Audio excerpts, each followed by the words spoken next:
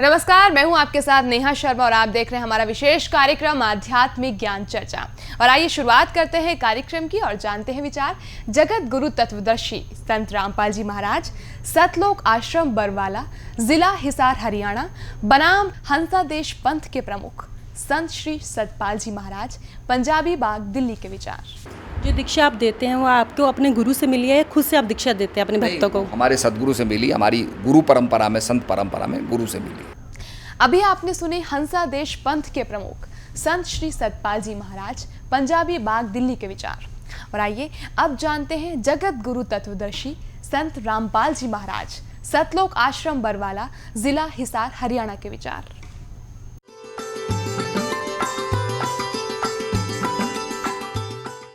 सतगुरुदेव की जय। बंदी छोड़ कबीर परमेश्वर जी की जय। बंदी छोड़ गरीबदास जी महाराज जी की जय। स्वामी राम देवानंद जी गुरु महाराज जी की जय हो। गरीब नमो नमो सतपुरुष को नमस्कार, गुरु की नहीं सुर नर मुनि जन साधुओं संतों सर्वसदी नहीं। सतगुरु साहेब संत सब दंडोतम प्रणाम, आगे पीछे मध्य हुए तिनको जा कुर्बान। श्री सतपाल जी महाराज तथा श्री प्रेम रावत जी, जिसको बालगेश्वर जी कहते हैं, ये दोनों महाराज श्री हंस जी महाराज के पुत्र और उनके शिष्य हैं। ये कहते हैं कि जो दीक्षा हमारे पूज्य गुरुदेव श्री हंस जी महाराज दिया करते थे, वही दीक्षा हम अपने अनुयायियों को प्रदान कर रहे हैं। पुण्यात्माओं, जो इनके पूज्य गुरुदेव श्री हंस जी महाराज जो साधना स्वयं करते थे और जो दीक्षा देते थे, उससे उनको क्या मिला? 40 वर्ष की साधना के उपरांत वो प्रेत बाधा से पीड़ित, देखिएगा प्रमाण, जो अब सतपाल जी महाराज और श्री प्रेम रावत जी जो इनके छोटे भाई हैं, जो वही साधना ये दे रहे हैं, तो इनके अनुयायियों की क्या दशा होगी। ये क्या बता रहे हैं कि तालों पर जीभ लाने से आदमी ना तो मरे ना उसका रोग होए। या खेचरी मुद्रा श्री हंस जी करा करते, ऐसे बुरी बीमारी हुई, घुटना में रोग हो गया और बुखार से तड़फ कर मर गए और भूत प्रवेश कर गए उस साधना से, तो खा कैया साधना। अब हम लेते हैं पुस्तक हंस योग प्रकाश, देखिएगा, जो श्री हंस जी यानी जिसमें भूत बढ़ रहे थे उसके कर कमलों से लिखी गई है ये। और ये कहाँ से प्रकाशित है? प्रकाशक हैं श्री प्रेमनगर आश्रम, रजिस्टर हरिद्वार, संपर्क कार्यालय हंसादेश 2/12 पंजाबी बाग, नई दिल्ली से। मुद्रक हैं Rajeshwari photo setters private limited, 2/12 Punjabi Bagh, Nai Delhi से। ये 2 शब्द में स्पष्ट लिखा है कि श्री 108 श्री गुरुदेव जी परम संत योगीराज श्री हंस जी महाराज आनंद कल सच्चिदानंद भगवान के श्री कर कमलों द्वारा इस ग्रंथ की रचना हुई। यह ग्रंथ विक्रमी संवत 1988-1989 में, यानी 1931-1932 में लिखा गया और संवत 1934 में यो प्रकाशित छप कर तैयार हुआ। ये आज तक यही पढ़ा जा रहा है। अब ये है प्रश्न नंबर, इसके 290 ये है हंस योग प्रकाश, और ये 291 पर हम इसको पढ़ रहे हैं। ये क्या बताते हैं कि तालु छिद्र के ऊपर जिह्वा प्रवेश करके एक घड़ी मात्र खेचरी मुद्रा स्थित रहे तो योगी को सर्प, बिच्छू आदि का विष न लगे, बुढ़ापा, रोग, मृत्यु को जीत जाए, जो चमड़ा ढीला होकर सरवटें पड़ती है न हो। फिर तालों के ऊपर छिद्र में जीवा लगाकर स्थिर करके भू मध्यगत चंद्रमा से निकले हुए अमृत का जो योगी पान करे, वे निसंदेह मृत्यु को जीत लेता है। यह गोरखनाथ निश्चय से कहते हैं। अब यह साधना की श्री हंस जी ने। और ये कैसे मरा आगे दिखाएंगे। अब पढ़िएगा 292 पृष्ठ पे, 91 हमने पढ़ लिया। ये खेचरी मुद्रा सर्वसिद्धियों की माता है। यह देवी हमको प्राणों से भी अधिक प्रिय है। जो निरंतर इस अभ्यास से नित्य अमृत पान करता है तो उसके कारण शरीर सिद्ध हो जाता है, अर्थात नाश नहीं होता, और मृत्यु रूप हस्ती को खेचरी रूप सिंह मार देता है। ये शिव संहिता से ले लिया इन्होंने। आगे क्या बताया है कि जीवा को तिरछी करके तीनों नाड़ियों के मार्ग में जो कपाल छिद्र है उसमें जीवा को योजित करे, यही खेचरी मुद्रा है। इसे योम चक्र भी कहते हैं। ये इनकी साधना है। एक 3 क्रियाएं मत हैं और ये नो कहे इसके करने से मृत्यु नहीं होती। हंसराज जी 1966 में ऐसे तेज बुखार से मेरा बेहोश हो गया, कोई दवाई काम नहीं करी। लाइए झलक और दिखा दूँ आपको। अपने आत्माओं इन प्रत्यक्ष देखकर आज तक आप तो समझ नहीं सके क्योंकि आप तो बालक हो। रोगी डॉक्टर की औषधि के साल्ट को नहीं जान सकता, गोलियों के साल्ट को, दवाई के साल्ट को डॉक्टर ही जान सकता है कि ये औषधि कारगर है कि नहीं। ये दास भी डॉक्टर, और जिनको तुम संत वो भी डॉक्टर जिनके तुम आश्रित हो। यानी डॉक्टर कहो यो जन्म मरण का रोग जीव का लगा हुआ है। जब तक इसका नाश नहीं होगा इतने परम शांति नहीं हो सकती, जिसके विषय में गीता जी अध्याय नंबर 18 के श्लोक नंबर 62 में और गीता अध्याय नंबर 15 के श्लोक नंबर 4 में कहा है कि तत्वदर्शी संत की प्राप्ति के पश्चात परमेश्वर के उस परम पद की खोज करनी चाहिए जहाँ जाने के बाद साधक फिर लौटकर कभी संसार में नहीं आते। 18वें अध्याय के 62 में श्लोक में कहा कि अर्जुन तू सर्वभाव से उस परमेश्वर की शरण में जा, उसकी कृपा से ही तो परम शांति को, सनातन परम धाम को प्राप्त होगा। तो ये जन्म मृत्यु का रोग कटेगा तभी तो परम शांति होगी। तो ये दास भी अध्यापक, और जिनको तुम अध्यापक मान रहे हो वो भी अध्यापक, ये शास्त्र विरुद्ध ज्ञान दे रहे हैं। ये शिव संहिता यानी किसी व्यक्ति विशेष ने, शिव जी का पुजारी ने अपना अनुभव लिख दिया या फिर किसी उपनिषद से, तो इनसे जो उस अनुभव को ये आधार मानकर चल रहे हैं, अरे उसको करने से इनका क्या हाल हुआ ले दिखाते हैं। अमृत का कलश पुस्तक फेर लेते हैं।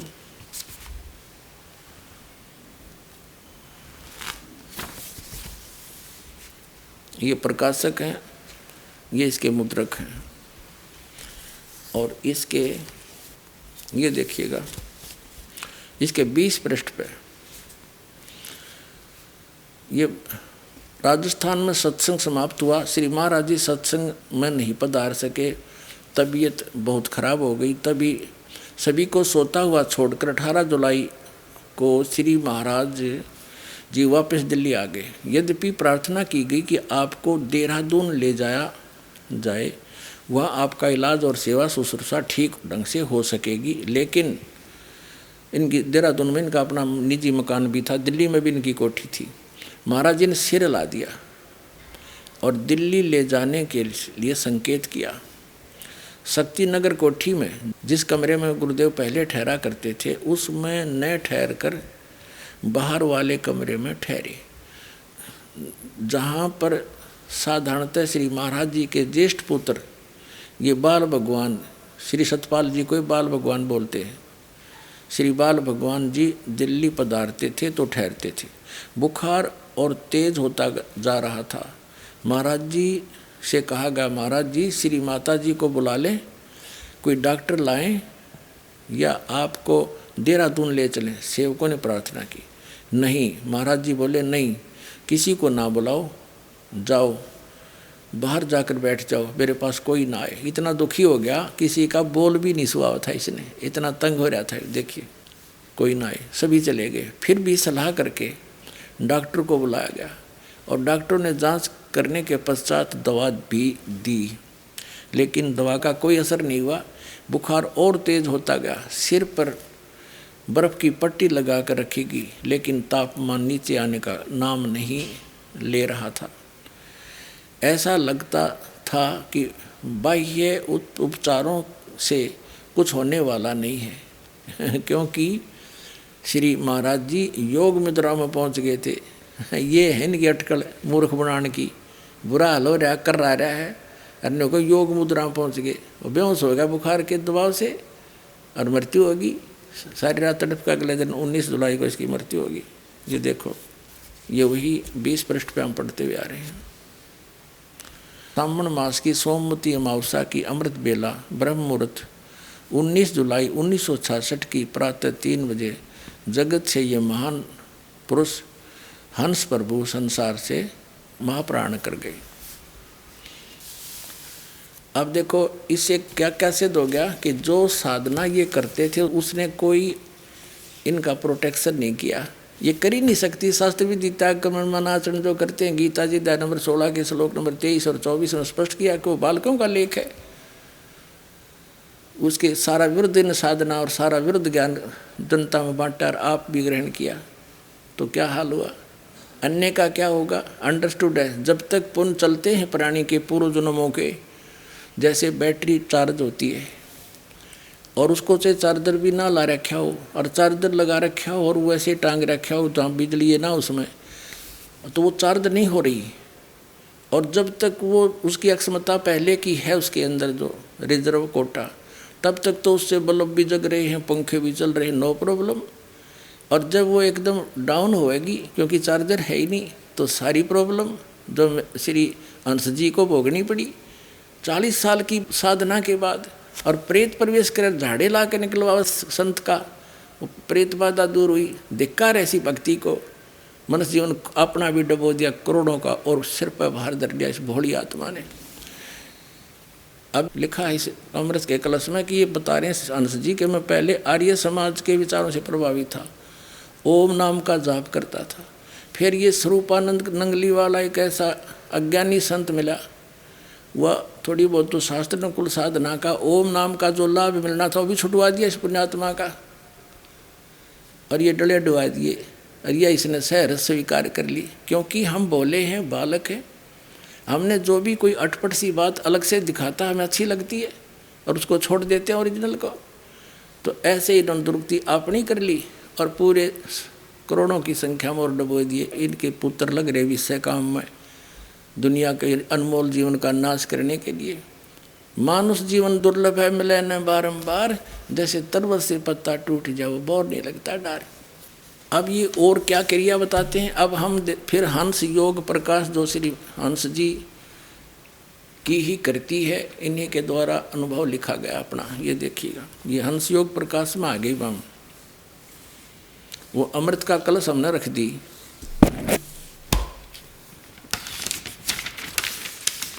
ये हंस योग प्रकाश है, यहाँ से प्रकाशित है और ये इसके प्रकाशक हैं।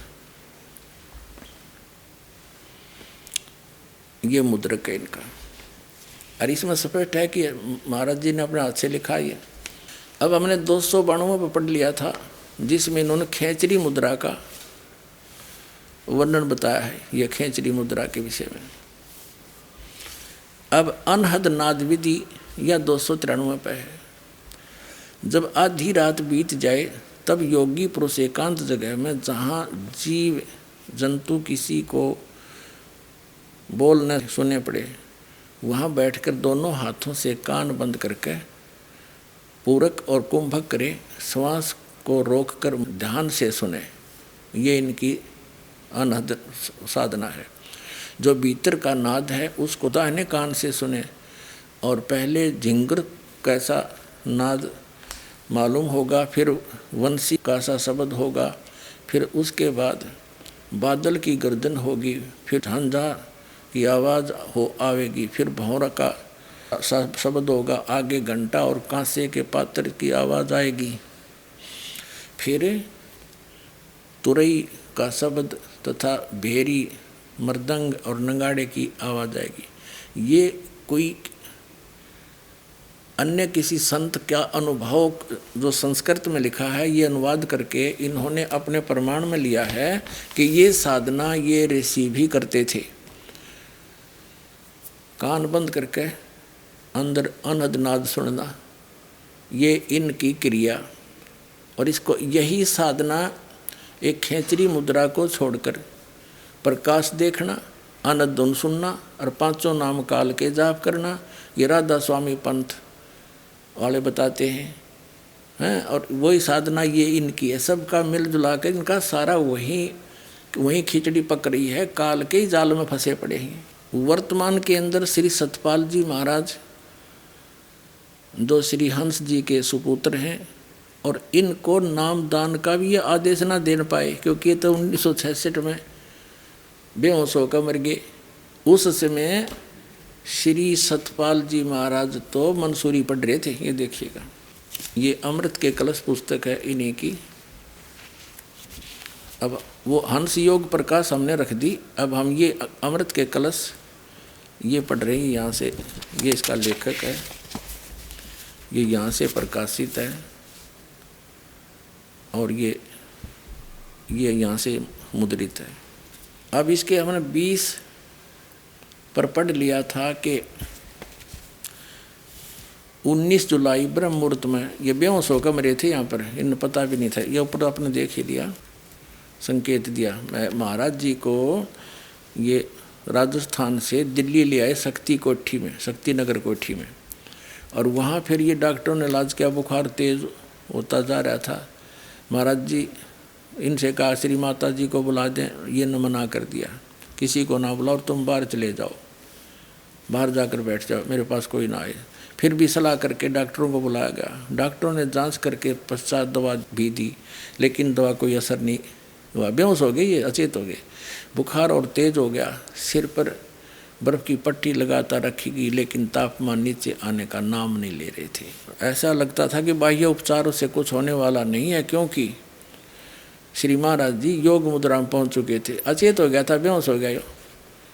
फिर इस तारीख को ये महाप्राण कर गए, 19 जुलाई 18 की ये बात है। सारी रात दुख पा गए और प्रातः 3 बजे 1966 को ये महाप्राण कर गए। ठीक है, अब यहाँ 21 पर देखिएगा, इसके 21 पे तुरंत ड्राइवर ने कार में पार्थिव शरीर को रखा और कुछ प्रेमियों के साथ वे देहरादून के लिए रवाना हो गए। दिल्ली से टेलीफोन पर सूचना दे दी गई कि महाराज जी आ रहे हैं, कमरा तैयार रखा जाए। जैसे ही देहरादून कोठी में कार पहुंची और लोगों ने महाराज जी के पार्थिव शरीर को देखा तो सभी फूट फूट रोने लगे। श्री माता जी शोक व्याकुल हो अचेत हो गई। श्री महाराज जी के ज्येष्ठ पुत्र श्री बाल भगवान यानी सतपाल जी महाराज जी को मंसूरी से बुला गया। ये मंसूरी पढ़ रहे थे जब 15 साल के थे। 1966 में ये 15 साल के थे, 1951 में इनका जन्म हुआ, तो वहाँ से बुलाए गए। तो कहने का भाव ये है, और ये वो छोटा लड़का जो है इनके पास था, माता जी के पास देहरादून था, ये वो 8 वर्ष का ही था सारा। तो कहने का भाव ये है कि ये इन दोनों को नाम देने का आदेश भी ना देंगे, और आगे फिर ये स्वयंभू संत बन गए। 2 भाई न्यारे न्यारे लागे, एक में काम नहीं चला था। अगर ये सच्ची भक्ति होती तो विश्व में एक का संत बतेरा। तो पुण्यात्माओं, श्रद्धालु तो श्रद्धालु ही होते हैं। संतों पर विश्वास किया कि बड़े परम संत बड़े पहुँचे हुए होंगे, इनको कख भी पता नहीं। अभी आपने सुने जगत गुरु तत्वदर्शी संत रामपाल जी महाराज, सतलोक आश्रम बरवाला, जिला हिसार, हरियाणा के विचार। और आइए अब जानते हैं हंसा देश पंथ के प्रमुख संत श्री सतपाल जी महाराज, पंजाबी बाग, दिल्ली के विचार। महाराज जी, परमात्मा साकार है या निराकार, वेदों के अनुसार? ऐसा है कि ये बहुत बड़ा एक विवेचना इसकी है, बहुत लंबा इसका है। मैं ये इतना ही कहूँगा कि परमात्मा है, अब उसके अनुभव के आधार पर उसको साकार और निराकार आप समझ सकते हैं। सबसे बड़ी चीज़ है कि परमात्मा है। अभी आपने सुने हंसा देश पंथ के प्रमुख संत श्री सतपाल जी महाराज, पंजाबी बाग, दिल्ली के विचार। और आइए अब जानते हैं जगत गुरु तत्वदर्शी संत रामपाल जी महाराज, सतलोक आश्रम बरवाला, जिला हिसार, हरियाणा के विचार। महाराज जी, परमात्मा साकार है या निराकार, वेदों के अनुसार? परमात्मा साकार है, मनुष्य सदृश्य है, वेदों में प्रमाण है, वो सतलोक में रहता है। ये क्या बताते हैं, भगवान केवल ज्योति स्वरूप है, उसका ज्योति स्वरूप ही देखा जाता है, ज्योति ही दिखाई देती है, यही उसका असली रूप है। ये ज्योति स्वरूप तक काल की है, ये सामने आता नहीं। ये प्रकाश जो देखा ये काल का देखा जाता है। ये देखिएगा, एक पुस्तक है अध्यात्म शंका समाधान। किसके द्वारा इसका शंका समाधान किया गया है? अध्यात्म शंका समाधान संत सतपाल जी महाराज, लेखक महात्मा हरि संतोषानंद। ये प्रश्न उत्तर सतपाल जी के हैं और लेखक है सिर्फ ये महात्मा हरि संतोषानंद। प्रकाशक हैं ये मानव उत्थान सेवा समिति 2/12 पूर्व पंजाबी बाग नई दिल्ली 26 से। और मुद्रक हैं इनके, ये मुद्रक हैं Rajeshwari photo setters private limited 2/12 पूर्वी पंजाबी बाग नई दिल्ली से। ये 5 नंबर पृष्ठ पे श्री सतपाल जी से प्रश्न किया गया कि सभी धर्मों के लोग कहते हैं भगवान एक है, परमात्मा एक है, लेकिन इस एक भगवान या परमात्मा का स्वरूप क्या है? क्या हम भी उसका दर्शन कर सकते हैं? उत्तर श्री सतपाल जी दे रहे हैं, भगवान एक है, वह सहज प्रकाश स्वरूप है। रामचरितमानस में भी कहा कि सहज प्रकाश रूप भगवाना, नहीं पुनि विज्ञान बिहाना।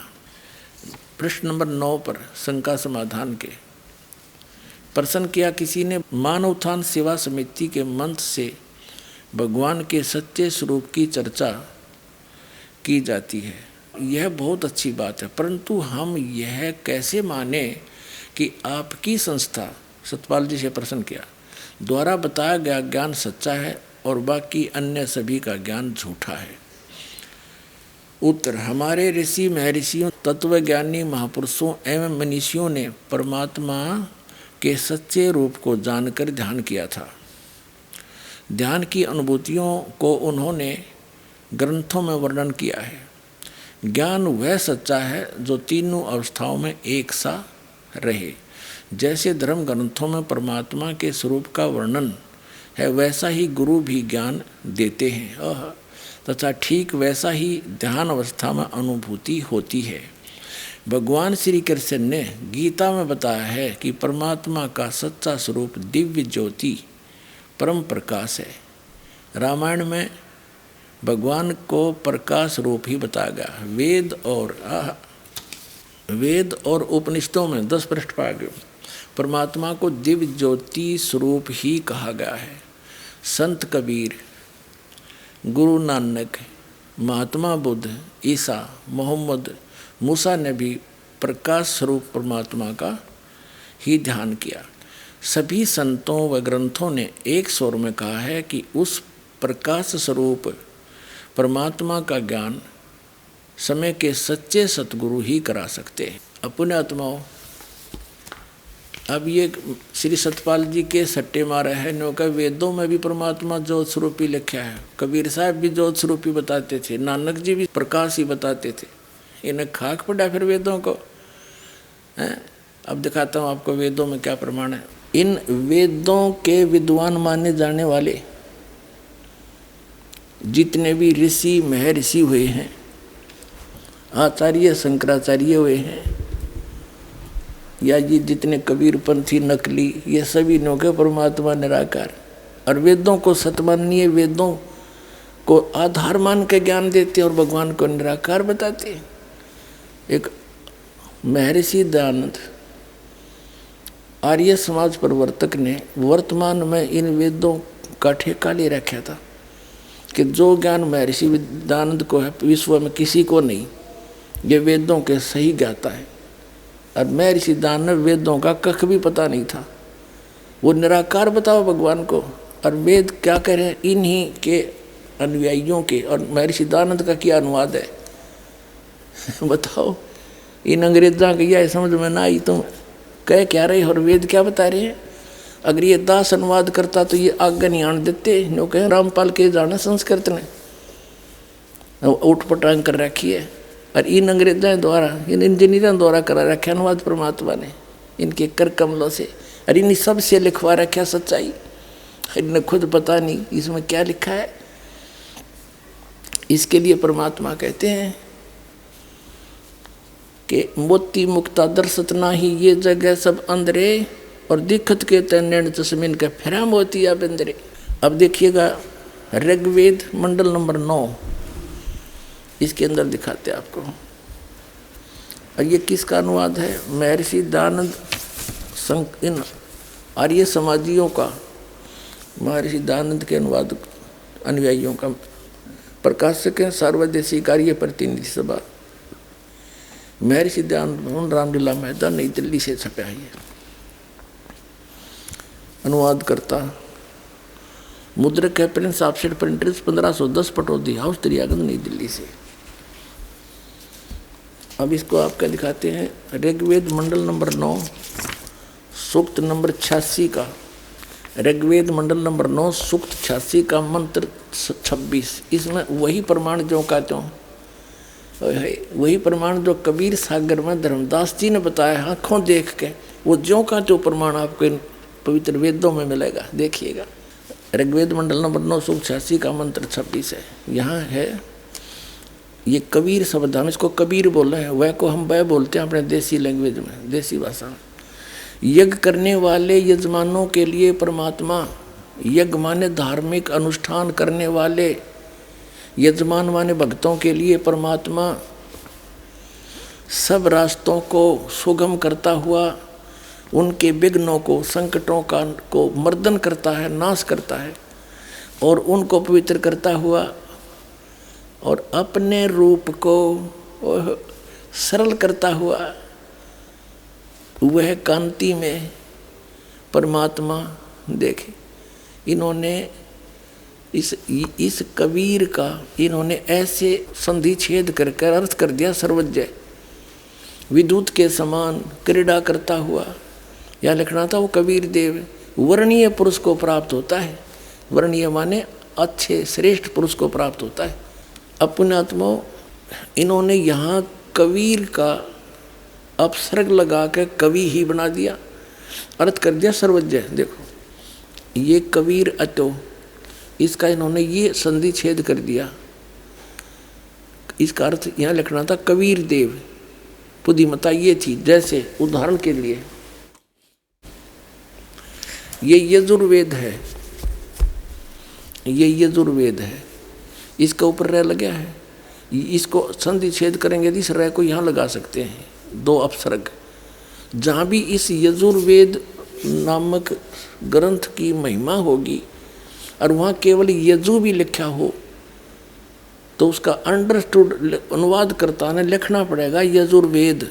वो बुद्धिमान है अगर ऐसा लिखता है, इसका अर्थ कर दे यजु का, तो जिसकी महिमा बताई जा रही हो तो फिर उसका ज्ञान कैसे होगा? वो क्या चीज़ है?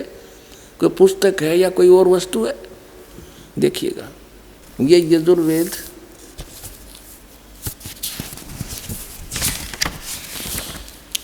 ये प्रकाशक हैं सर्वदेशी कार्य प्रतिनिधि सभा 2/5 महर्षि दयानंद भवन, रामलीला मैदान, नई दिल्ली से। इसके अनुवाद करता महर्षि दयानंद सरस्वती, आर्य समाज प्रवर्तक, मुद्रक Prince offset printers 1510 Pataudi house Daryaganj नई दिल्ली से। इसके 36वें अध्याय में एक यजु शब्द है, यजुर्वेद की महिमा है। यो है 63वां अध्याय, 36वां अध्याय। इसका प्रथम ही मंत्र है। इसमें लिखा है रेचम वाचम परपदे मनो यजु, यजुहु परपदे। यहाँ देखो इसका अनुवाद यहाँ किया महर्षि दयानंद ने। यहाँ लिखा कि ये यजु का अर्थ इसने यजुर्वेद करना पड़ा, ओनली यजु लिखा मूल पाठ में, तो बिल्कुल ठीक किया। और यहाँ अगर कर देता इसका अर्थ तो कैसे पता लगता है महिमा यजुर्वेद की है किसी और की? तो ऐसे ही समझो पुण्यात्माओं, जहाँ पर परमात्मा की महिमा चल रही है, उसकी महिमा गाई जा रही है, और वहाँ ये कवि शब्द है तो कबीर देव लिखना पड़ेगा। और जहाँ पर कोई कविता के बारे में है तो वो अंडरस्टूड है काव्यकार, उसका अलग अर्थ किया जा सकता। सर्वज्ञ तो हो ही नहीं सकता, कवि कोई सर्वज्ञ हुआ आज तक? इन मारा के सट्टे। अब आपको दिखाते हैं हम फिर ये ऋग्वेद पर आगे यजुर्वेद रख दिया। अब हम यहाँ आगे ऋग्वेद मंडल नंबर 9 सूक्त 86 का ये मंत्र 26 है। हम फिर पढ़ लें इसका। कहते हैं यज्ञ करने वाले यजमानों, यानी साधना करने वाले साधकों, भक्ति करने वाले भक्तों के लिए परमात्मा सब रास्तों को सुगम करता हुआ उनके विघ्नों को, संकटों को मर्दन करता है और उनको पवित्र करता हुआ और अपने रूप को सरल करता हुआ वह कांतिमान यानी तेजोमय शरीर युक्त परमात्मा कबीर देव, यहाँ लिखना चाहिए हमने कबीर देव, बस हम कबीर साहब बोल रहे हैं, ये कबीर देव लिख दें, ये व्याकरण के ज्ञाता कबीर देव लिख देते, हम उसको कबीर देव बोला। हाँ, कबीर देव माने परमेश्वर, कबीर साहब कह दें, भाषा भिन्न है, बाकी उसी महिमा की, उसी परमात्मा की महिमा चारों वेद बता रहे हैं। कबीर साहब ने कहा था, धर्मदास ये चारों वेद मेरी ही महिमा का गुणगान करते हैं। वेद मेरा भेद है, मैं ना मिलूं वेदन के माही, और जौन वेद से मैं मिलूं ये वेद जानते नहीं। ये चारों वेद मेरी ही महिमा बता रहे हैं, लेकिन इन वेदों में वर्णित विधि से मेरी प्राप्ति नहीं, क्योंकि यजुर्वेद अध्याय नंबर 40 के मंत्र नंबर 10 से लेकर 13 तक स्पष्ट कर दिया है कि उस परमात्मा की सही जानकारी तो तत्वदर्शी संत बताओगे, उन तो पूछ ले। वेद ज्ञान दाता भी वही है जो गीता ज्ञान दाता है, और वही कुरान शरीफ ज्ञान दाता है। तो ये कहता है कि उनसे पूछो। तो यहाँ पर जो परमात्मा कहते हैं कि जो वेदों में ज्ञान है वो तो मेरे बारे में है, लेकिन मेरे पाने की विधि को ना, क्योंकि ये वेदों में केवल एक ओम मंत्र है। यजुर्वेद अध्याय नंबर 40 के और मंत्र नंबर 15 में कहा कि ओम कर्तु समर कल्वे समर कर्तुम समर, मुझ ब्रह्म का ओम नाम है। 40 में जाके फिर 17वें श्लोक में कहा कि वो परमात्मा तो प्रोक्ष है, गुप्त है, और मुझ ब्रह्म का ओम नाम है।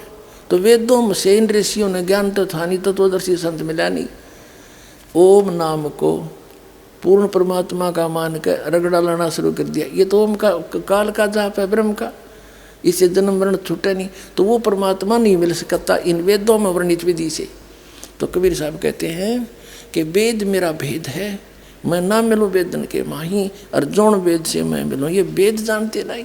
वो कौन सा वेद है?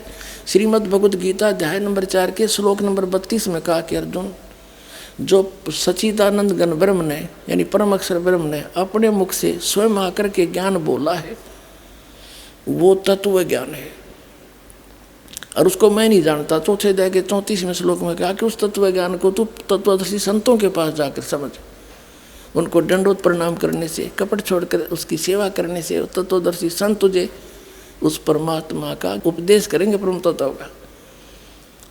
तो इसलिए कहा है कि तो यहाँ इनको वो मिला नहीं, तो इसलिए कहते हैं गुरु बिन काहुन पाया ज्ञाना, जो थो था भूसड़े मूड किसाना, गुरु बिन वेद पढ़े जो प्राणी, समझ अनुसार रहे अज्ञानी। ये सारे अज्ञानी थे, अभी तक वेद भी पढ़े थे।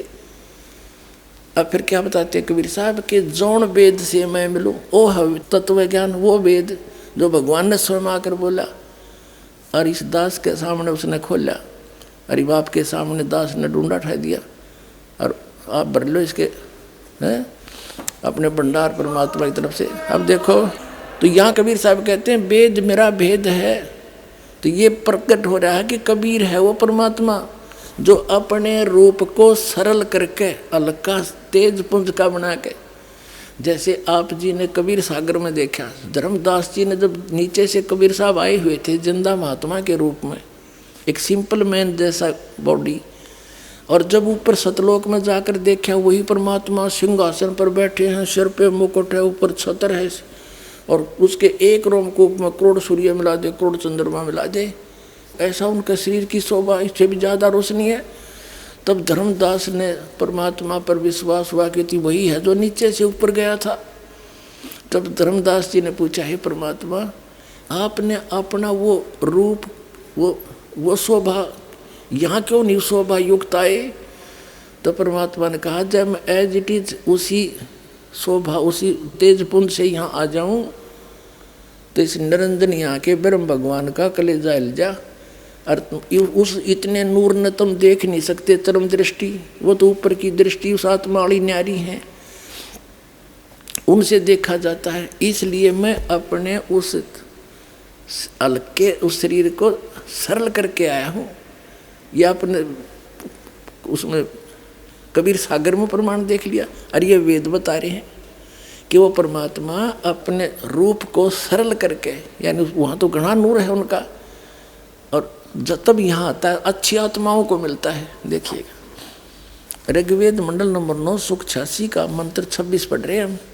ये है वेद ज्ञान। है अपने रूप को सरल करता हुआ वह कांति में परमात्मा कबीर देव, यो कबीर साहब लिखना था ना कबीर देव को, चाहे कबीर परमेश्वर, विद्युत के समान क्रीड़ा करता हुआ, यानी विद्युत जैसी स्पीड इतनी गति से आता है और वर्णीय पुरुष को यानी श्रेष्ठ आत्मा को प्राप्त होता है।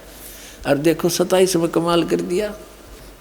ऋग्वेद मंडल नंबर 9 सुख 86 का मंत्र 27 में क्या कहा है?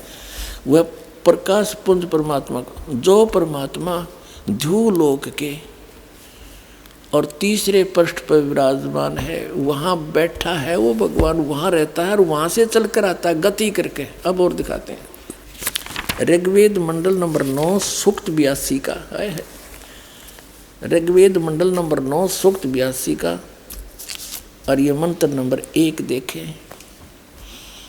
इसमें लिखा है कि जो सर्वोत्पादक प्रभु, सबकी उत्पत्ति करने वाला परमात्मा, प्रकाश रूप, सद्गुणों की वर्षा करने वाला और पापों का हरण करने वाला, वह राजेव, राजेव माने राजा के समान, राजा के समान। देख ये 269 पे कदे नकली फेरने कह दें, पृष्ठ बदल गया होगा। और ये 270 पे राजा के नुंद पढ़ दिया आपने, राजा के समान दर्शनीय है, देखण में राजा के समान है, सिंहासन पर बैठा है और वह पृथ्वी आदि लोकांतरों के चारों ओर शब्दमान हो रहा है। वह वर्णीय पुरुष को, जो दृढ़ भक्त है, उसको पवित्र करता हुआ प्राप्त होता है। उसको मिलता अच्छी आत्माओं को। जिस प्रकार विद्युत यानी आकाशीय बिजली स्नेह वाले स्थानों को आधार बनाकर प्राप्त होता है। अब आगे बताऊंगा, पहले ये पढ़ लें। अब दूसरा मंत्र ऋग्वेद मंडल नंबर 9 सूक्त 82 का मंत्र 2। हे परमात्मन, वो किस उद्देश्य से आते हैं? उन भक्तों को मिलते हैं उपदेश करने की इच्छा से, आप उनको तत्व ज्ञान बताने की इच्छा से आप महापुरुषों को प्राप्त होते हो। आप अत्यंत गतिशील पदार्थ के समान हमारे आध्यात्मिक यज्ञ को प्राप्त होते हैं, बहुत स्पीड आते हो।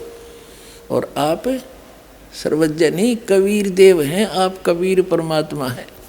आप कबीर परमात्मा हो गया स्पष्ट, आप कबीर परमात्मा हैं, शुद्ध स्वरूप हैं। हमारे पापों को दूर करके हे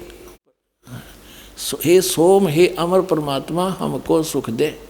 अपने आत्माओं क्या बताया है कि वो परमात्मा सतलोक में रहता है, उसके तीसरे भाग में, तीसरे पोर्शन में, सबसे ऊपर वाले में, टॉप मोस्ट। गरीबदास साहिब जी ने परमात्मा को देखा, कहा अरस कुर्स पर सवेत गुमट है, जहाँ सतगुरु का डेरा। अरस के कुर्स पर समेत गुमुट है और सवेत छतर सिर मुकुट विराजे, और देखत न उस चेहरे नू, गरीबदास ये वक्त जाते रो गए इस पैरे। कहते हैं जब तत्वदर्शी संत मिला नहीं और यो ज्ञान समझ में आया नहीं, तो ये मनुष्य जीवन आपका चला जाएगा और रोगे इस पैरे ने, इस समय ने याद करके रोया करोगे। इन नकली संतों से पीछा छुटाओ, इस दास के पास आओ और अपना कल्याण करवाओ। बोलो सतगुरुदेव।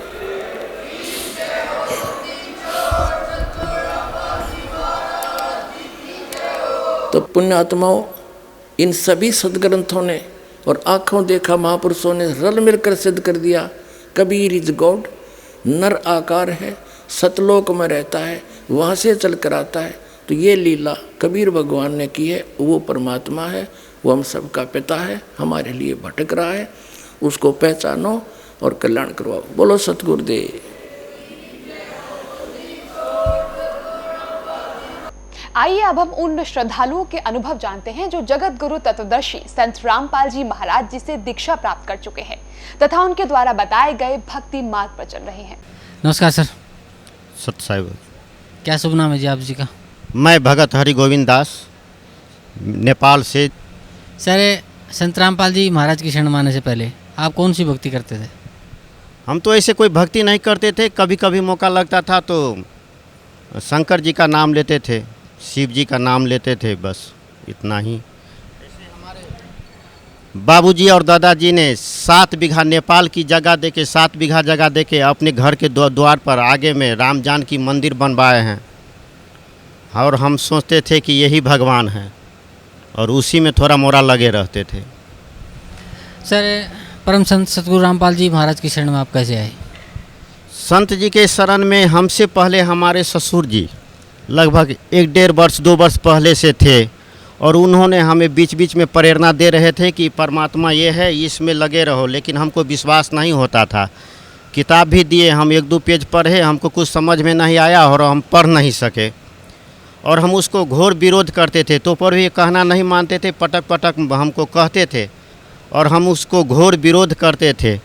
एक दिन की बात है, हम अपने गांव मिर्चैया से 5 किलोमीटर मनहरवा पश्चिम पड़ता है, वहाँ आम तोड़ने गए, आम, और छोटा सा गाछ था, आम तोड़ लिया, 4-5 फीट पर से हमने खस गया, और खसने के बाद मेरा पीठ का रीढ़ पूरा टूट गया। मैं लेटे रहा, उठ नहीं सका। किसी ने सहारा देके वहाँ जो देखने वाले सब हमको उठा के मिर्चैया लाया। वहाँ एक्सरे हुई, एक्सरे होने के बाद पता चला कि पीठ की रीढ़ पूरा ख़त्म हो गया है, तुम किसी भी समय पैरालिसिस हो सकते हो, ज़्यादा देर नहीं ठहरोगे, पैरालिसिस हो जाओगे। कहाँ जाओगे? तो हमने सोचा कि काठमांडू जाना है, वहाँ मेरा साला भी डॉक्टर है वीर अस्पताल में, वहीं जाऊँगा। वहाँ एम्बुलेंस से हमको काठमांडू भेजा गया, और काठमांडू भेजा गया, वहाँ हमने 19 दिन बेड पर लेटे रहे। डॉक्टर ने सलाह दिया कि इसको अब 2-3 किलो से ज़्यादा नहीं उठाना है, ये अब ठीक नहीं हो पाएगा, इसको 3 महीने बाद में मैं ऑपरेशन करूँगा, और अभी इसको घर भेज दो, 3 महीना लेटा रहेगा बेड पर। मैंने घर आया, 3 महीना लेटा। वो लेटे लेटे हमने किताब पढ़ी, भक्ति का सौदागर, जो भी ज्ञान गंगा है। किताब पढ़ने के बाद हमको पता चला कि परमात्मा तो ये है संत रामपाल जी महाराज, और ये चाहे तो हमको ठीक कर सकते हैं, बाकी हम पैरालिसिस तो हो ही गए हैं जैसे लगता है। तो हमने अपने ससुर जी से फ़ोन करके परमात्मा के बारे में क्षमा मांगे कि मैं बहुत दुखी हो रहा हूँ, मेरा दिशा पेशाब लोग सफ़ा कर रहा है, श्रीमती भगतमती, मैं परमात्मा से माफ़ी मांग रहा हूँ, और कैसे माफ़ी मांगूँ ये तो मैं नहीं जानता, आप मेरा संदेशा पुगा दीजिए, और आपके बारे में भी मैंने बहुत अनाप शनाप बोला है, आप तो माफ़ करिए देंगे, लेकिन परमात्मा से हमको माफ़ी मांग दीजिए। उन्होंने कहा अच्छा ठीक है, मैं जा रहा हूँ, 2-4 दिन के बाद आश्रम ज़रूर मांगूंगा। वहाँ आके उन्होंने माफ़ी मांगे। माफ़ी मांगने के बाद हमको बेड पर लेटना घूमना शुरू होने लगा, कुछ हमको विश्वास जमा, और इसके बाद हमने यहाँ आने का भी चेष्टा किए, और 3 महीना में 2-3 दिन कुछ दिन घटी था, हमने उठ गया 5-7 दिन पहले ही। उठने के बाद मेरा पैर तो इतना मोटा हो गया, और टोने से एकदम काट को पूरा कारा हो गया, नशा काम नहीं किया, हम चल फिर एकदम नहीं सकते थे, ऐसे करके ऐसे लट्ठी से 5 मिनट चलते थे, इसके बाद हम 3 घंटा रोते थे, पीड़ा इतना हो रहा था, ठरे दिशा करते थे। हमने जीवन से हार मान लिया, सोचा कि अब हम मर जाए, इसी में अच्छा है, लेकिन आत्महत्या करे तो परिवार का लोग दुखी होगा। हम खाना पीना बंद कर देते हैं, और खाना पीना बंद करने के बाद धीरे धीरे शरीर गल जाएगा और मर जाएंगे हम, यही हमने सोचा। तो ससुर जी ने यहाँ लाने का चेष्टा किए, हमने बोला ठीक है, मैं जाने के लिए तो तैयार हूँ, लेकिन मेरा उम्मीद नहीं है कि अब मैं मरा हुआ आदमी ठीक हो पाऊँगा। यदि मैं ठीक नहीं होता हो तो आप हमको आश्रम में छोड़ देंगे, और वहाँ भी मैं कुछ दिन रास्ता देखूँगा, ठीक नहीं हो पाया तो नेपाल उत्तर आने की वजह मैं वहाँ से भी दक्षिण चला जाऊँगा, आप हमें जिद न करना, इस शर्त पर ले जाना चाहते हैं तो चलिए। तो उन्होंने यहाँ 5-7 दिन रहने का, 5 दिन रहने का इस किस्म से टिकट लिया। हमने यहाँ आया, आते दिन हमको बहुत दिक्कत हुई। दिक्कत क्या हुई कि उधर मेरा साला डॉक्टर था, उसने अपने सीनियर डॉक्टर के सलाह अनुसार हमको फ़ोन करता था, और मेरे बेटा भी वहाँ रहता है, उससे भी फ़ोन करवाता था कि आप नहीं जाओ वहाँ, रास्ते में पूरा पैरालिसिस हो जाओगे, जो कुछ भी थोड़ा मोड़ा चलना आता है वो भी खराब हो जाएगा। आप यहाँ आ जाओ काठमांडू डॉक्टर के यहाँ, आपको ऑपरेशन कर दिया जाएगा। हमने अपने कान से सुना था कि ऑपरेशन करने के बाद भी हम 2 किलो से ज़्यादा न उठा पाएंगे, और हम 2 किलो उठाने वाला अपना पेट नहीं पाल सकेंगे तो बाल बच्चा का क्या पालते। इसलिए हमको लगा नहीं, हम परमात्मा के ही यहाँ वहाँ जाएंगे कहीं। वहाँ तो ससुर जी कहते हैं कि ठीक हो जाओगे। लास्ट में पटक पटक फ़ोन हुआ तो लास्ट वाले में बोले कि ठीक है, अब आप फ़ोन मत उठाओ वहाँ का, और चलो आप वहाँ से दौड़ते हुए आएंगे। और दौड़ते हुए वाले शब्द जो बोले तो वहाँ जो देखने वाले थे कुछ माई लोग, वो लोग हंसने लगे कि मरा मुर्दा को ले जा रहा है और कैसे दौड़ते हुए आएगा। हमको भी आश्चर्य लगा, दौड़ते हुए तो नहीं आ सकेंगे, हो सकेगा कुछ सुधार हो सकता है।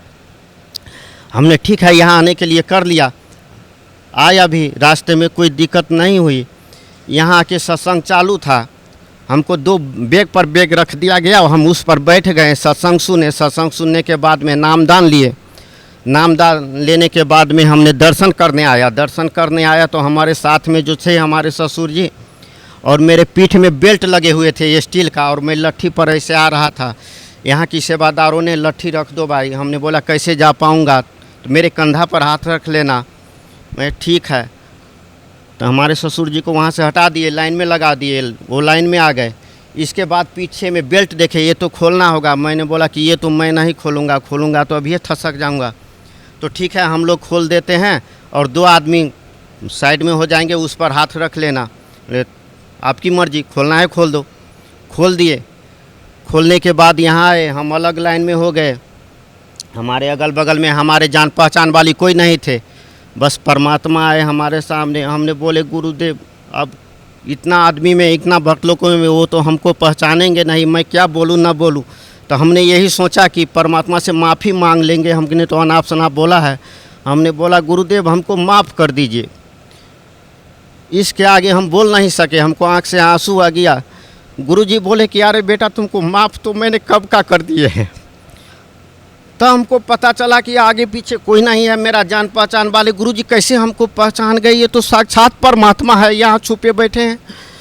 बाप रे बाप, हमको ठीक हो जाएगा अब, हमको विश्वास लगा।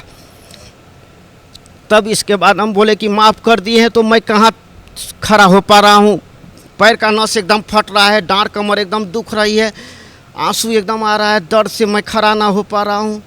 ठीक हो जाओगे बेटा, सब्र करो, थोड़े दिल के लिए व्हील चलिए प्रयोग कर लो। तक में हमारे ससुर जी आ गए। हमारे ससुर जी बोले गुरुजी ये वही है। हाँ, हमने सारा इसको पहचान लिया, हमने इसको पहचान लिया, कहना नहीं पड़ेगा। बस इसके बाद हमने दंडोत प्रणाम किया। दंडोत प्रणाम करने से यहाँ का सेवादार ने रोका कि तुम नीचे मत लेटो, उठ नहीं पाओगे।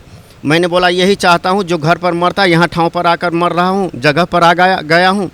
हमने लेटा और लेटने के बाद खुद उठ गए। उठाने के लिए तो चाहा 2 सेवादार, हमने मना कर दिया आप नहीं उठाओ, मेरा कमज़ोर रीढ़ है, कहीं टूट जाएगा। मैं खुद उठ गया और उठने के बाद हमारे ससुर जी व्हील चेयर लाए, वहाँ था ही, उस पर बैठे। कुछ ही दूर ले गया कि मेरे शरीर में पैर में शक्ति आया। मैंने बोला रुकिए रुकिए रुकिए, नहीं चलिए ना, नहीं रुकिए ना आप। बस वो रुके। रुकने के बाद क्या हुआ, तो मेरा पैर में शक्ति आया है, रुकिए तो। बस इसके बाद मैंने ठहरा हुआ तो सीधा ठहरा हो गया, जैसे अभी खड़ा हूँ। इससे पहले मैं ठहरा नहीं हो पा रहा था। और हमको आशीर्वाद मिले। उसी रात हम 3 बजे, लगभग 2:45 बजे, 5 मिनट लगी, जिसको पेशाब कहते हैं, पेशाब लगी। हमने गया बाथरूम पेशाब करने के लिए, जाने में 10-12 मिनट लगी। लौटते वक्त हमको दिशा आ गया, दिशा लगा। हम बोले अब हम जाएंगे, अपने आदमी को उठा के लाएंगे, तब तक में क्या होगा ना होगा। ठीक है हम बैठ जाते हैं, बैठ तो सकते नहीं हैं, कोशिश करते हैं यहाँ जो होगा 2-3 घंटा में तो आवे करेगा। जब सुबह होगी तो भगत लोग हमको लेटा देखेगा तो उठाएगा। हम बैठे, आराम से बैठ गए, सारे कपड़ा खोल के बाहर रख दिया, आराम से बैठ गए। दिशा हो गई, जो हम बैठ नहीं सकते थे घर पर। और इसके बाद पानी उनी सब हो गया, हाथ सब सफाई कर लिया, आके सो गए। जब 5:45 साढ़े 5 बजे तो आए हमारे बाबूजी ससुर जी उठाने के लिए कि उठो चलो टॉयलेट जाना है। हमने बोला हम तो आ गया। तो कैसे आ गया, कौन ले गया? कोई नहीं ले गया, हम तो खुद गया। 2:45 बजे वहाँ लग गई दिशा, हमने कर लिया, बैठना हो गया हमको। बस इसके बाद हम दर्शन में फिर आए, गुरुजी को बोले गुरुजी थोड़ा थोड़ा दुखी रहना, नहीं बेटा पूरा ठीक हो जाओगे। तीसरे दिन हम जब बात सौ से आ रहे थे तो देखे यहाँ एक दो आदमी मात्र दर्शन में बाकी है। तो हम तो जब तक आएंगे यहाँ तब तक गुरुजी चले जाएंगे भीतर। हमने लट्ठी फेंक के दौड़ना शुरू कर दिया, गुरुजी ने रुक गया और हम आके यहाँ गुरुजी अब तो मैं दौड़ रहा हूँ। हाँ हमने तुमको देखा तब हम रुक गया, हमने तुमको देखा दौड़ते आते हुए। बस इसके बाद 3 दिन में लगभग हम पूरा ठीक हो गए। जो हम एकदम बैठ नहीं पाते थे, पैर उर एकदम फूल गया था हमारा। लास्ट में 4-5 दिन में तो हम पैंट उट पहन लिए, इससे आगे हम कपड़ा न लगा पाते थे अपने से। पैर उठता था ज़मीन से सिर्फ 2 इंची, अंडरवियर दूसरे आदमी घुसा देता था और निकालता था। वो सब अपने करने लगे यहाँ आके, साक्षात परमात्मा मिल गई। और लास्ट में जाते समय हमने कहा गुरुजी मैं तो मोटरसाइकिल चलाता हूँ, कैसे हमको हिम्मत हो गई इतनी बड़ी बात मांगने की। वो भी गुरुदेव कहते जाओ बेटा खूब चलाना। और कल होके घर पुगते ही हम कल होके, एक मेरे घर में किरायादार रहता है, वो जा रहा था सब्जी लाने अपने मोटरसाइकिल से। हमने बोला कि रुको, तो उसको हम बताए थे ऐसे ऐसे कहानी। वो बोले कि आप चलाओगे मोटरसाइकिल? हाँ मैं चलाऊँगा। हम बोला तू स्टार्ट करके देगा? किक वाली थी, उसने स्टार्ट न करके सीधे चाबी हमको दिया। हम चाबी ले लिए और गमछी था कंधे पर, गमछी को बांधे कमर में, स्टार्ट किया, स्टार्ट हो गई गाड़ी। हमने बाज़ार 1.5 किलोमीटर पड़ता है, 1.25 किलोमीटर लगभग, वहाँ जाके सब्जी 7 किलो सब्जी बो के खुद ला लिए परमात्मा की दया से। अब मैं एकदम खुशी हूँ। सर, परम संत सतगुरु रामपाल जी महाराज से नाम उपदेश लेने के बाद आपकी जो लाइलाज बीमारी थी, जहाँ कहीं आपका इलाज नहीं हो रहा था, वो आपकी ठीक हो गई, आपको बहुत सुख मिला जीवन में। तो सर, भक्त समाज को आप क्या संदेश देना चाहते हैं? मैं भक्त समाज को यही संदेश देना चाहता हूँ कि भक्त लोग पुराने बताए हुए साधु गुरु और ब्राह्मण सबके फेरी में पड़े हुए हैं। वो लोग अपने से शास्त्र पढ़े और यहाँ शास्त्र अनुसार आके इस बरबारा आश्रम में ज्ञान ले और पूर्ण परमात्मा से मिले, जो मोक्ष प्राप्त होगा। अभी यहाँ 84 लाख योनि में मनुष्य भटक रहा है और मारने जीने में भी काल निरंजन का कोई अपना स्वार्थ है। जो स्वार्थ का अध्ययन करे बूझे, मैं यही कहना चाहता हूँ। और यहाँ आने के बाद हमको क्या फ़ायदा हुआ? अभी हमारे 3 लड़का है, तीनों लड़का यहाँ से नाम ले लिया है। एक छोटा लड़का तो हमसे भी पहले लिया था, हमने उसको डांट डबर के नहीं ऐसा नहीं करना है कहकर मना कर दिया था। बाद में फिर हमने बोला कि अरे हम तो नाम लिया, तुम काहे लिया हुआ छोड़ दिया? तो आप ही ने तो हमको डांटने लगे, इसलिए हमने छोड़ दिया था। हमको फिर नाम दिलवा दीजिए बस। वो छोटा भी आके ले लिया है, बड़ा भी चाइना MBBS कर रहा है, वो भी आके यहाँ नामदान ले लिया है। और नामदान लेने के बाद वहाँ से खबर पठाया कि मैं अपने सेक्शन में सेकेंड हो गया हूँ, जो पहले थोड़ा कमज़ोर विद्यार्थी था वो। और बीच वाले वो भी नहीं मान रहा था, वो भी आके यहाँ नामदान ले लिया है। सारे परिवार हम लोग लग गए हैं। भक्तमती तो हमसे 1 बरस पहले से थी, लेकिन हम नहीं मान रहे थे, इसलिए उसकी में भी बाधा अर्चन हो रहा था उसके में। और मैं यही कहना चाहता हूँ भक्त जनों को और पूरे समाज को कि यहाँ सतलोक आश्रम बरवाला जिला हिसार भारत की हरियाणा प्रदेश में आके अपना नामदान ले और अपनी कल्याण करवाए, अपने मोक्ष प्राप्त करे, अपने खुशी जीवन बिताए। जी धन्यवाद, आपका बहुत बहुत धन्यवाद। बहन जी, क्या नाम है आपका? मेरा नाम अलका है। कहाँ से आए हैं आप? मैं गांव वैदखेड़ी, जिला शामली, यूपी से आई हूँ। बहन जी, संत रामपाल जी महाराज की शरण में आने से पहले आप कौन सी भक्ति करते थे? संत रामपाल जी महाराज की शरण में आने से पहले मैं सभी देव देवताओं की पूजा करती थी, मंदिर जाती थी, सभी जगह जाती थी मैं, लेकिन मुझे कोई राम नहीं मिल रहा था। मैं बहुत बीमार थी, मेरे मम्मी पापा बहुत ज़्यादा बीमार थे, बहुत दुखी थे, लेकिन ये सब भक्ति करते करते भी कोई लाभ नहीं होता, बजाय लाभ के और नुकसान ही हो रहा था। मेरे पापा को ब्लड कैंसर था, कुछ नहीं राम हुआ, सब डॉक्टर ने जवाब दे दिया था। मेरी मम्मी भी बहुत बीमार थी और मैं भी बहुत बीमार थी, लेकिन हमें कोई लाभ नहीं हुआ। बहन जी, संत रामपाल जी महाराज की शरण में आप कैसे आए? संत रामपाल जी महाराज की शरण में हमारे गांव के एक संजू भगत जी हैं, जिन्होंने रामपाल जी महाराज का नाम उपदेश ले रखा है। उन्होंने हमें बताया कि वहाँ जाने से नाम उपदेश लेने से आपके सब कष्ट दूर हो जाएंगे और आपको मोक्ष मिलेगा ही मिलेगा। क्योंकि मेरे पापा जो हैं वो झाड़ फूँक का काम करते थे, एक किस्म के ओझा ही थे वे। मतलब सबको झाड़ते थे, सबको फ़ायदा देते थे, लेकिन इतना सब कुछ करने के बाद भी हमें कोई सुख नहीं मिल रहा था। सबको सुखी करते करते हम इतना दुखी थे कि हम किसी को बता भी नहीं सकते थे। एक दूसरे के गल लग के ऐसे रोते थे जैसे अपना कोई था ही नहीं। कोई पूछता भी नहीं था कि क्या हो रहा है, क्या खाया भी नहीं, कुछ खाया कि नहीं खाया। मेरी मम्मी को रसोली हुई थी पेट में। डॉक्टर ने कहा था कि सिर्फ 15 दिन का टाइम है, 15 दिन के टाइम के बाद इनका कोई इलाज नहीं हो सकता है, इनकी रसोली फूट सकती है और इनकी कोई गारंटी नहीं। फिर हम यहाँ सतलोक आश्रम बरवाला में आए, गुरुजी से नाम उपदेश लिया। नाम उपदेश लेने के बाद ही 15 दिन के अंदर अंदर जो कहा था डॉक्टर ने, ऐसा कुछ नहीं हुआ। मेरी मम्मी ठीक हो गई। आज हमें नाम उपदेश लेने के 3 साल हो गए हमें। आज मेरी मम्मी बिल्कुल ठीक है, कोई दवाई नहीं खाई। मेरे पापा को ब्लड कैंसर था, मेरे पापा बिल्कुल ठीक हो गए। आज कोई भी परेशानी नहीं है। और मैं एक दिन स्कूल जा रही थी, ऐसे ही नाम जाप करते करते, पहला नाम मिला हुआ था, स्कूल जा रही थी। एक भैंस ने इतनी ज़ोर की टक्कर मारी मुझे कि मुझे पता भी नहीं चला पल भर में क्या हो गया। मैं साइकिल से इतना ज़ोर की गिरी, पुल पे से इतना ज़ोर की गिरी कि शायद उस दिन मैं बच नहीं पाती। लेकिन मुझे ऐसा महसूस हुआ जैसे कि संत रामपाल जी महाराज ने मुझे अपनी गोद में उठा लिया। मुझे खरोंच तक नहीं आई। और मेरी जो मम्मी थी वो भी ठीक हो गई, मेरे पापा भी ठीक हो गए। आज हम परमात्मा की दया से बिल्कुल खुश हैं। बहन जी, भगत समाज को क्या संदेश देना चाहते हैं आप?